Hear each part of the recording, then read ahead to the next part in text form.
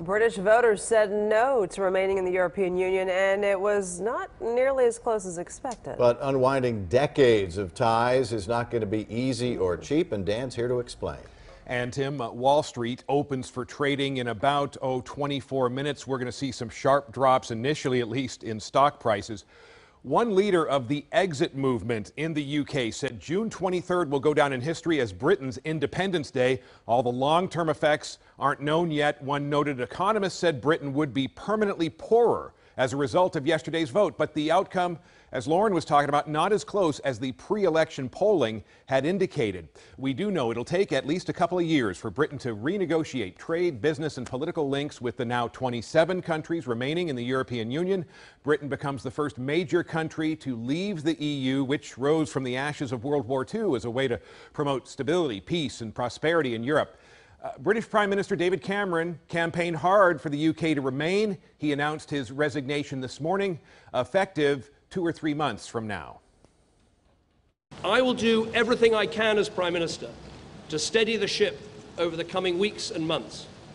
But I do not think it would be right for me to try to be the captain that steers our country to its next destination.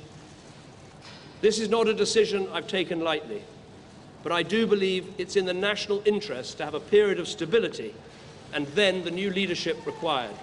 It's a victory for ordinary people, decent people. It's a victory against the big merchant banks, against the big businesses, and against big politics. And I'm proud of everybody that had the courage, in the face of all the threats, everything they were told, they had the guts to stand up and do the right thing.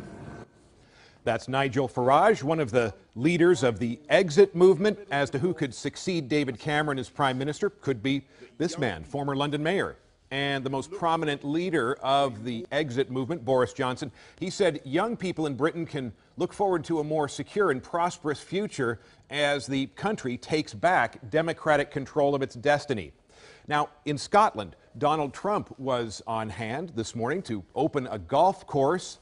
Now, he said yesterday's vote against the political establishment reflects trends not only in the UK, but in the US as well. So I think you're going to have this happen more and more. I really believe that, and I think it's happening in the United States. It's happening by the fact that I've done so well in the polls. You look at the recent polling, and you look at the swing states, and you see how I'm doing, and I haven't even started my campaign yet, essentially. I mean, and Trump predicted more independence votes. There's word this morning that Scotland will seek another independence referendum from Britain. The previous one, you'll recall, ended with Scotland staying in the UK, maybe not this time.